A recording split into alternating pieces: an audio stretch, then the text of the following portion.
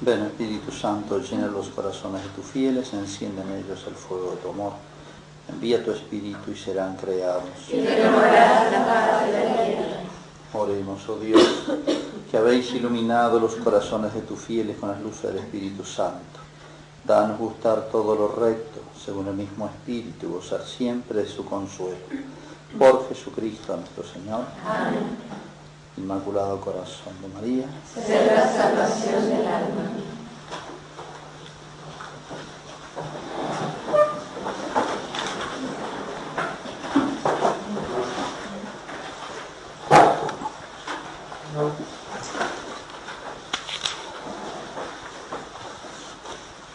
Bueno, para seguir comentando algunos de los hechos de la vida de Cristo, vamos a ver ahora el caso de la mujer adúltera, el capítulo 8 de San Juan 1:11. San Juan 1:11.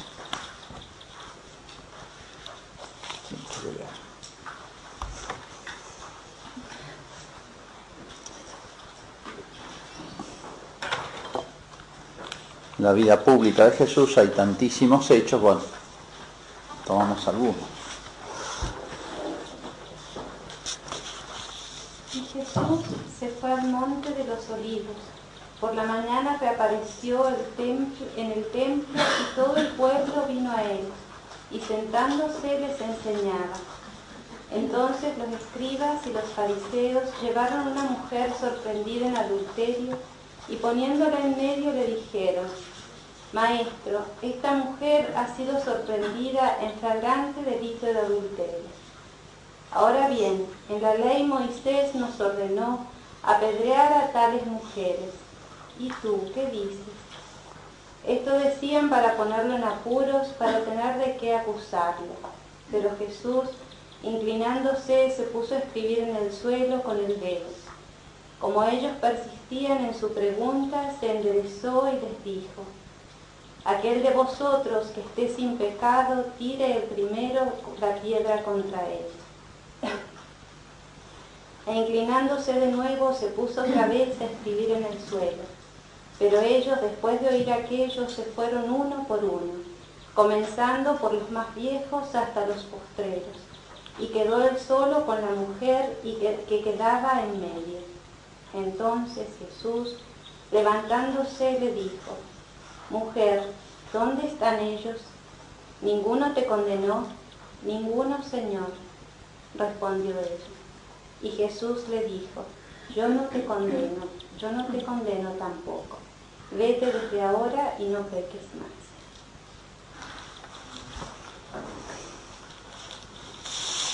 Bueno, como decíamos esta mañana, San Juan selecciona mucho entre tantas cosas, recuerdos de la vida de Cristo, selecciona algunos. Bueno, esto marca una actitud admirable de Cristo, por un lado, ¿no? Y sobre todo para demostrar la misericordia de Cristo aún ante las faltas más grandes. Y sobre todo mostrar también, por otro lado, la actitud contraria, que Cristo es duro contra ella, la de los fariseos. Y cómo puede ser tan dañina para nosotros, ¿no? Todas las actitudes que aparecen en la Escritura son universales, ¿no? Vamos a reconstruir un poquito el hecho. Dice que estaba en la explanada del templo, cerca del huerto de los olivos. El huerto está frente a la explanada, al monte donde está el templo con su explanada. A la mañana apareció en el templo, reapareció y todo el pueblo vino a él. Había mucho público. Y sentándose les enseñaba. Escribas y fariseos llevan a una mujer. La explanada no es como en nuestras iglesias, el atrio es muy grande, tiene como 600 metros por lo menos, por 400, creo que es una cosa así, y todavía está la explanada del templo. El templo fue destruido. Esa explanada es donde habitualmente la gente que iba a visitar el templo, ofrecer los sacrificios, etcétera, se reunía por una u otra cosa. Y en ese lugar era donde fue encontrado Jesús en la adolescencia, preguntándoles haciéndoles preguntas a los sabios de Israel.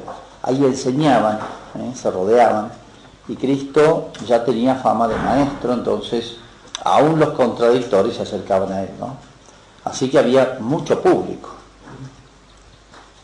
Bueno, lo que estos hombres alegan de la mujer sorprendida en adulterio, suponemos que es cierto, porque Cristo lo reconoce, y aluden a la ley de Moisés, y es verdad, merecía ser lapidada, basta que hubieran 2 testigos, merecía en el acto la pena de muerte. Sería ideal el caso para presentarle a Jesucristo, porque buscaban, en realidad lo que buscaban era encontrar algo contra Cristo. La mujer esta se va a transformar en un instrumento simplemente de esta gente. Entonces ver entonces aquí los 3 personajes de este cuadro son Jesucristo, la mujer, que es usada un instrumento contra Cristo, y Cristo devuelve la cosa, ¿no?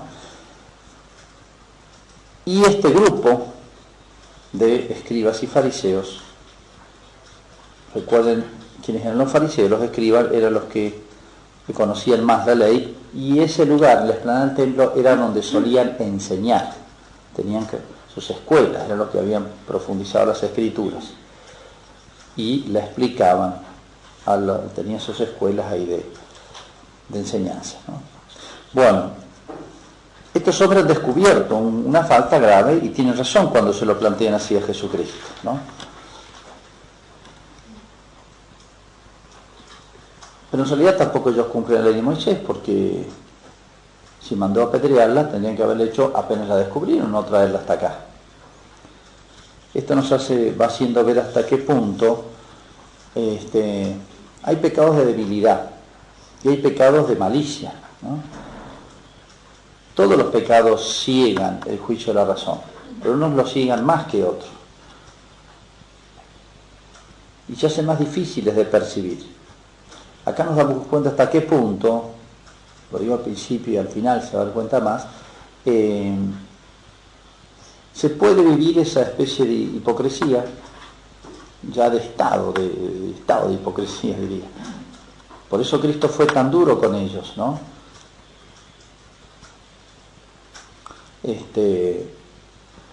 ¿Cómo se puede corromper la religión siendo religioso? Porque estos eran los hombres, cuando se los dice a escribas y fariseos, de alguna manera militaban. No era gente del pueblo común así, sino que eran hombres que pretendían ser los más religiosos, celosos de las cosas de Dios, ¿no? ¿Hasta qué punto se puede corromper el espíritu religioso? El hombre es así. Bueno, llegan a esta mujer y le hacen acusación, ¿no? ¿Tú qué dices? Cristo está lo pone ante una situación muy, muy complicada, porque si Cristo dice, sí, tienen razón, mátenla, Jesús iba a quedar como cruel. Él que había hablado tanto del perdón, de la misericordia, etc., en ningún caso dijo que hay que matar a nadie.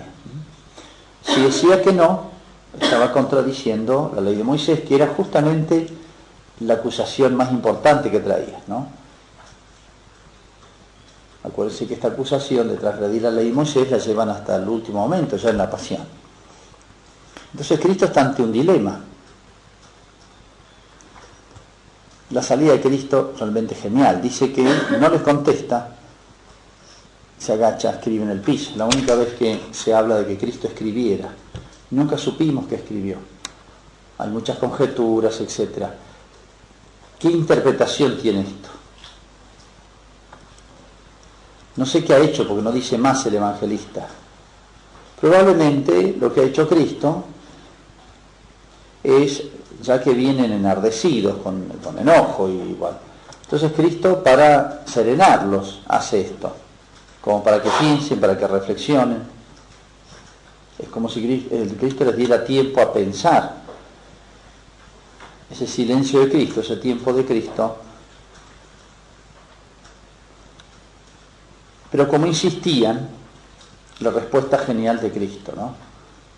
No dice, no argumenta con la ley de Moisés diciendo no le corresponde, haciendo una interpretación, qué sé yo, haciendo una excepción o nada. No dice nada de eso. Es como si decir, la reconoce.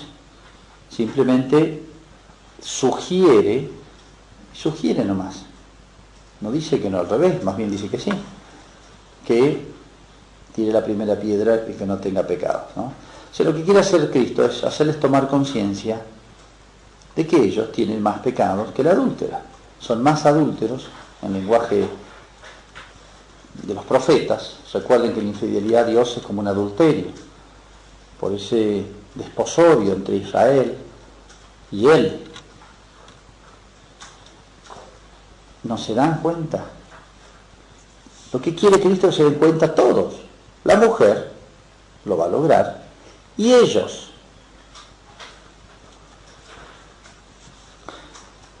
Yo digo todas las actitudes de Cristo para que ellos se den cuenta. Ese silencio es para darles tiempo a que piensen. Cristo no les hace caso ahí de entrada nomás. Y después, si no lo entendieron, por así decir, les da una segunda oportunidad. Dice, se van yendo. Curiosa la actitud.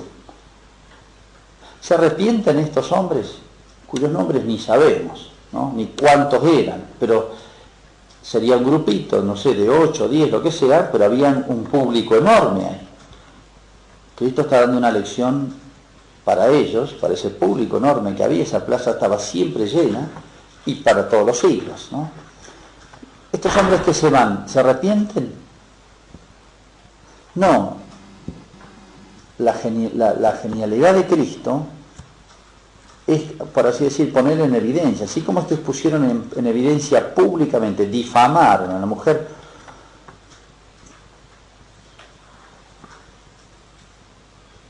Entonces quiere que ellos también tomen conciencia de sus faltas. Si venía a perdonar a Jesús, a la mujer y a ellos también. Pero para poder ser perdonado hay que reconocer su pecado y tener contrición sobre los pecados. ¿Reconocen los pecados? Sí, porque se van. Entonces, ¿confiesan los pecados la mujer? Sí, porque ella acepta pasivamente. ¿Y los demás confiesan sus pecados? Sí, todos confiesan los pecados porque se van. Pero no basta con que sean conocidos los pecados. Deben ser reconocidos como pecados, ¿no?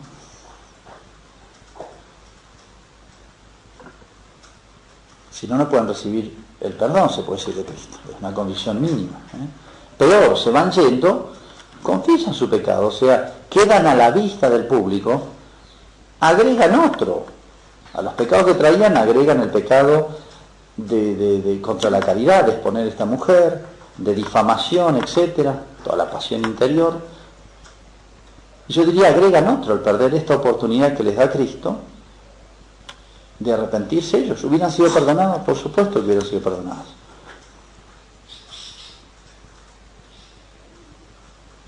Y se van uno por uno, ¿no? Entonces, esta mujer se vuelve a la casa perdonada. La mala, la acusada, se perdonada. Y los acusadores, celosos defensores de la santidad de Israel, etcétera, se van con más pecados todavía encima, teniendo ahí a la fuente del perdón, a Jesucristo, ¿no?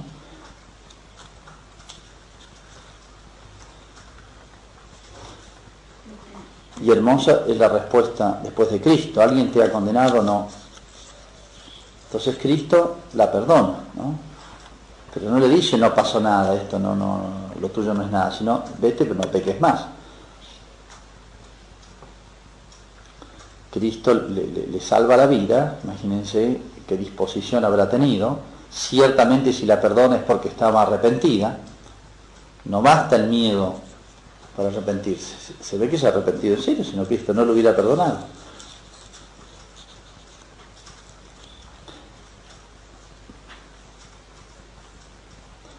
Queda solo Cristo y la mujer. Imagínense ese cuadro, la miseria y la misericordia, como dice San Agustín. Tal vez ella pensando que sí, Cristo puede ajusticiarla.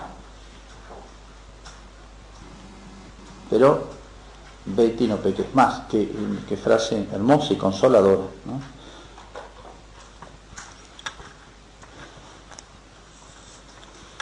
Si vuestra justicia no supera la de los escribas y fariseos, no entraréis en el reino de los cielos, ¿no?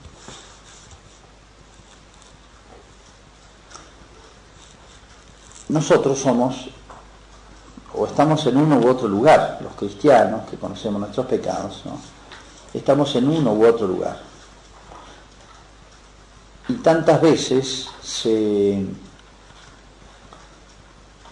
nuestra conciencia del bien y del mal hace que la volquemos no en nosotros mismos, sino en los demás, ¿no? Toda la vida nuestra tiene que ser un aprovechar de todas las cosas que Dios nos da, todas las ocasiones que Dios nos da, en orden al crecimiento espiritual. Nosotros debemos estar siempre a los pies de Jesucristo, ¿no? Decía en las colaciones, decía Casiano: he aquí la señal inconfundible de que un alma purificada de los vicios, que ante las faltas del prójimo reacciona con malevolencia, encontrando en ellas, en lugar de la misericordia y compasión, la censura de un juez inexorable. Y este otro texto de San Juan de la Cruz, hablando de cómo quedan defectos en el crecimiento espiritual, van quedando defectos como disimulados. Porque fíjense, escribas y fariseos pasaban, incluso ante el público, como hombres justos y rectos. Una cosa es ante los hombres y otra cosa es ante Dios.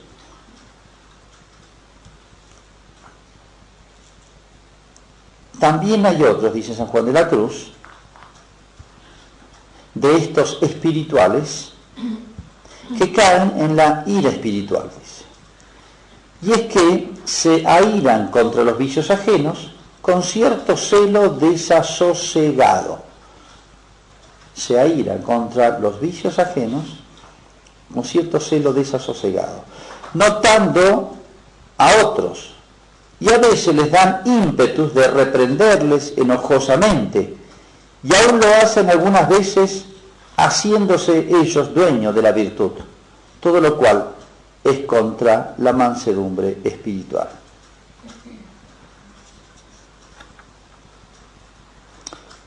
San Gregorio oponía la corrección fraterna a la indignación fraterna. Dice, los arrogantes, los varones arrogantes, como no tienen la caridad, no solamente no se compadecen de los que cargan con sus pecados, sino bajo la apariencia de justicia lo afligen con mayores increpaciones. El tratado de Morales de San Gregorio, ¿no? Aquí hay una actitud. ¿Cuál? Casiano. He aquí la señal, Colaciones 11:10. He aquí la señal inconfundible de que un alma no ha sido aún purificada de los vicios, que ante las faltas del prójimo reaccionan con malevolencia, encontrando en ella, en lugar de la misericordia y comprensión, la censura de un juez inexorable.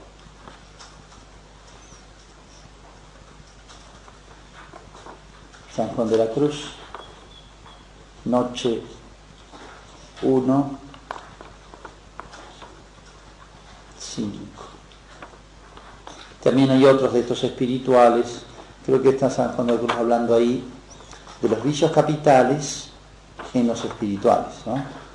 Que empiezan la vida espiritual y los vicios capitales pierden sus formas más groseras, se puede decir más gruesas, y aparecen con otras formas, ¿no? La gula, la lujuria espiritual, etc., ¿no? Y aquí aparece la ira espiritual que empieza a disfrazarse su especie boni, parece todo muy santo. También hay otros de estos espirituales que caen en la ira, ¿no? Y es que se airan contra los vicios ajenos, con cierto celo desasosegado, notando a otros. Y a veces les dan ímpetus de reprenderles enojosamente, y aún lo hacen algunas veces haciéndose ellos mismos dueños de la virtud, todo lo cual es contra la mansedumbre espiritual.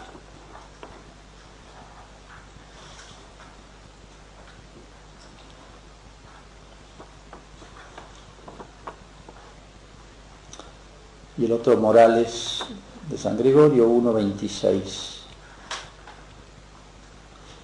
Dice,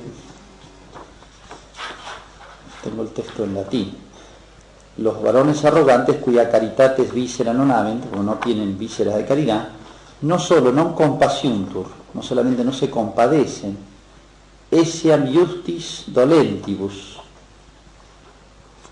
sed eos insuper subespecie juste, bajo una apariencia de justicia, increpaciones aflicunt. Los afligen con increpaciones, ¿no?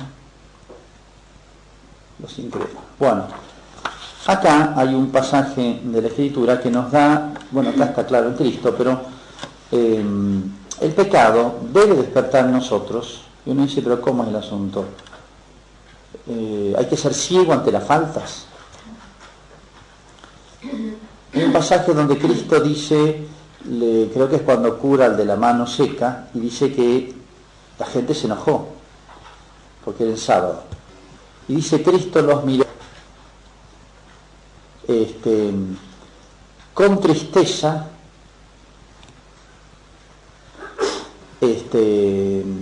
indignación, ¿no? Debe despertar ante el pecado, porque el pecado no es una abstracción, están las personas.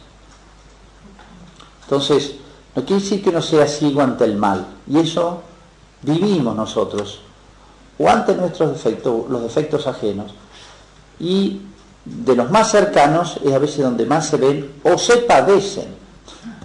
Uno padece los defectos ajenos. O el apostolado, si los tengamos siempre como nuestro oficio, es tratar con las almas y tratar de convertirlas. Entonces a veces, ¿qué despierta la gente en nosotros? A veces despierta indignación la falta, ¿no? ¿Y está bien o está mal eso? Está bien. La falta debe despertar indignación. Y el pecador debe despertar en nosotros tristeza por el pecado.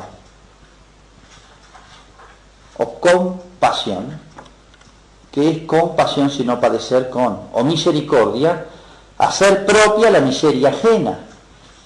Eso es misericordia o compasión, que son términos, son semejantes, ¿no? Hacer propia la miseria ajena. Eso es lo que hizo Cristo. Él no tuvo miseria, se hizo cargo de las miserias ajenas. Entonces, ante el pecador, si uno mira el pecado, da indignación. No hay que justificarlo nunca, pero hay que saber separar del pecador. Igual que la enfermedad y el enfermo. Pero a veces se nos mezcla, y a veces tiene apariencia de celo. Y la ira se despierta, el enojo y el odio se despierta contra los dos. Que justamente es lo que hay que separar. Porque la persona es imagen y semejanza de Dios y es capaz de la salvación, ¿no? Defectos sutiles a veces, con apariencia de celo, de santidad. Y sin embargo, acá hay una falta de caridad, como dice, muy grave, como dice San Gregorio Magno. Entonces, el cristiano no es el que no es luz, el que es ciego a los pecados. Pero hay trampas acá, ¿no? Son tentaciones, trampas, y a veces hay tentaciones que son muy abiertas, y hay tentaciones que son muy tramposas, que tienen apariencias buenas de celo, aunque la gente no se habían dado cuenta. Cristo percibió esto, pero la gente no se había dado cuenta de esto probablemente, ¿no? Entonces, si hay alguien que era consciente de los males, era Jesucristo, o los santos.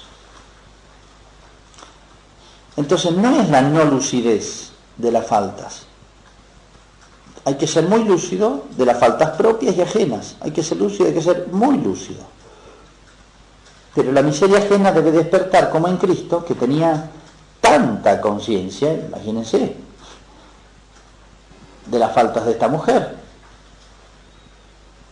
Pero tanto más es la conciencia del pecado, si nace de la caridad, o esa lucidez nace va acompañada de la caridad, tiene que despertar igual compasión o misericordia.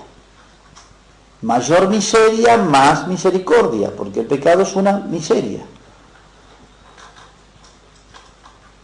Entonces no es que Cristo no fuera lúcido en nuestros pecados. Por ser tan lúcido fue tan misericordioso.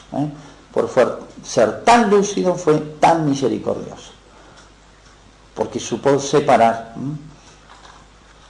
Esta persona es capaz de la gracia, es capaz de Dios.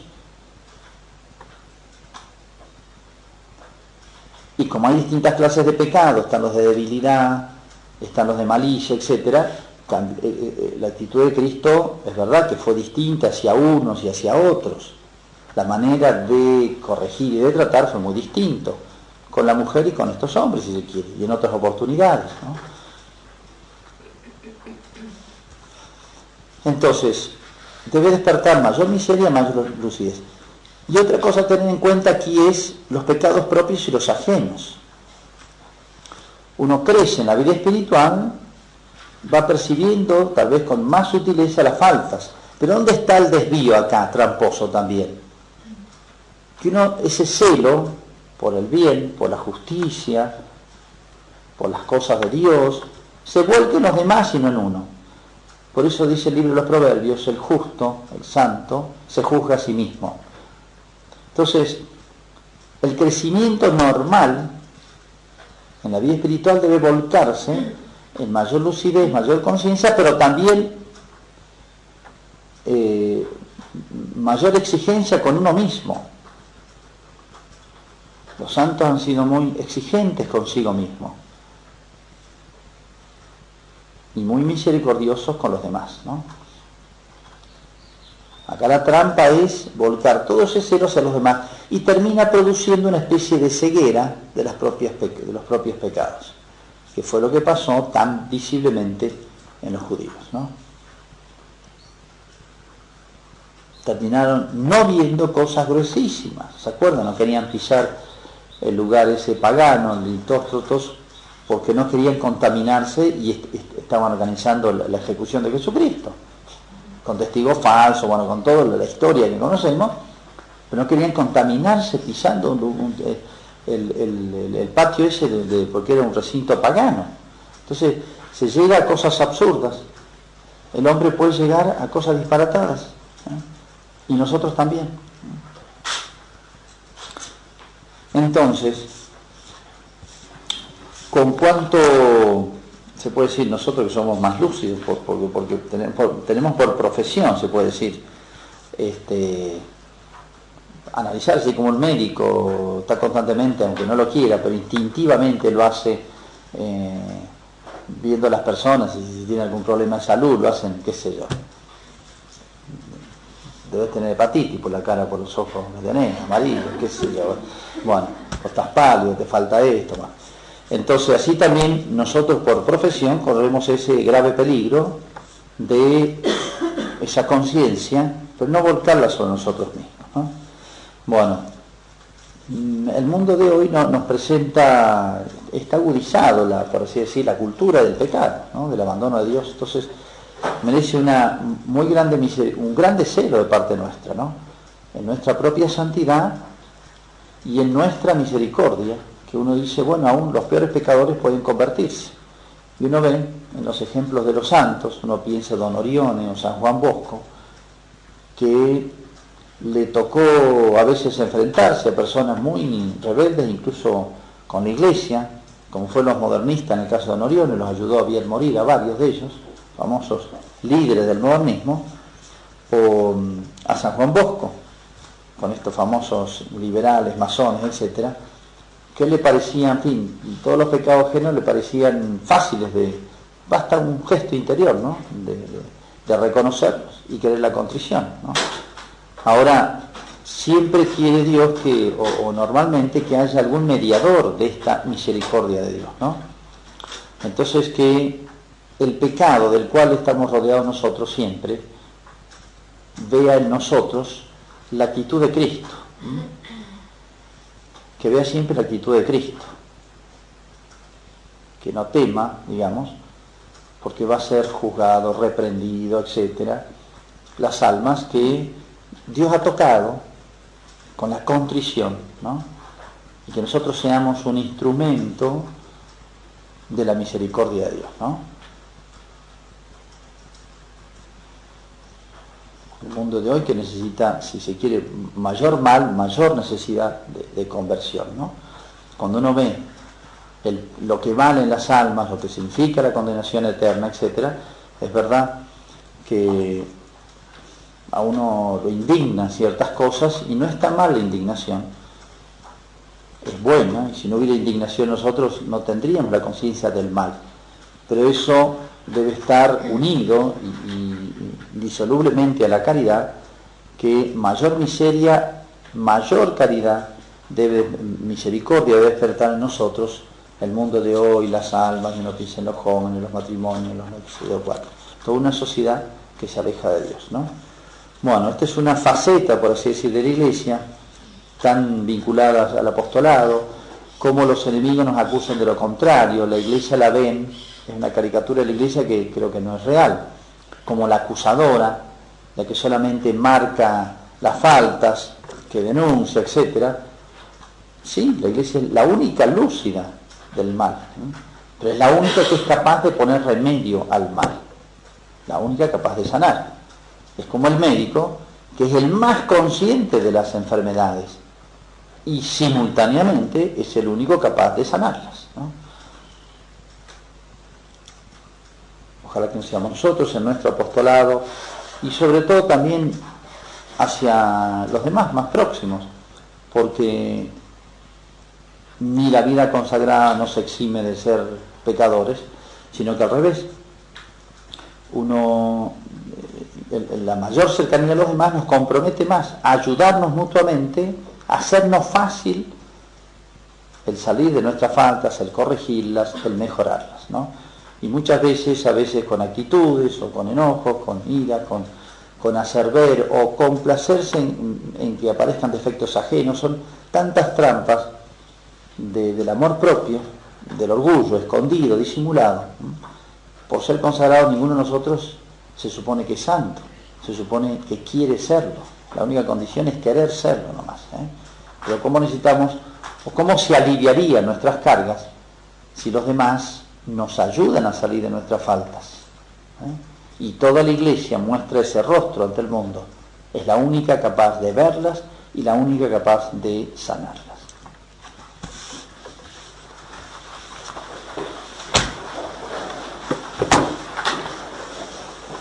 Gloria al Padre, al Hijo y al Espíritu Santo.